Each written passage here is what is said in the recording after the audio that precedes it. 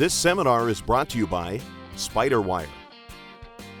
I'm Captain George Gozdz, host of Time Florida Sportsman. In today's seminar, I'm going to talk to you about the difference between braid and mono and when to use each. Let's start with the monofilament. You know, tried and true, monofilament's been around forever. They're continuing to make improvements to it, and it does have its advantages in certain applications. Monofilament is much more shock absorbent. So a lot of guys like to use this on fish that actually jump. Let's say sail fishermen and tarpon fishermen. A lot of guys swear by mono. They'll never switch over to braid no matter what you tell them. They will not switch over. They like the stretch of the mono. They seem to think it's a little bit more forgiving when those fish jump out of the water. Another application for the mono is when you're high-speed trolling. You know, when we're high-speed wahoo trolling, we're trolling 13 to 16 knots, and you need that stretch.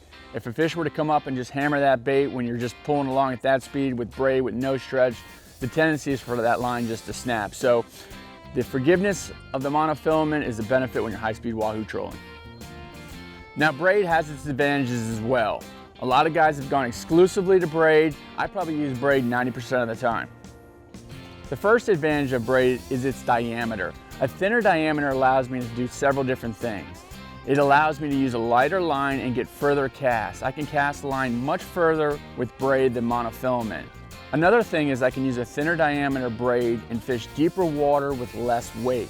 Monofilament has a tendency to have more resistance through the water, it creates a bow, where braid will just cut right through the water. That thin diameter allows me to fish lightweight in deeper water.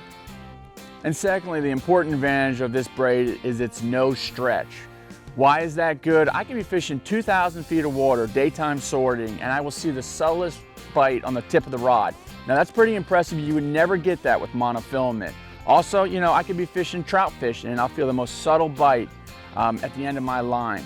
If you're jig fishing, you can feel every little bump on the bottom, and that sensitivity really is the reason why I choose braid. So both braid and monofilament have their advantages. You have to figure out what type of fishing you're doing and what works best for you.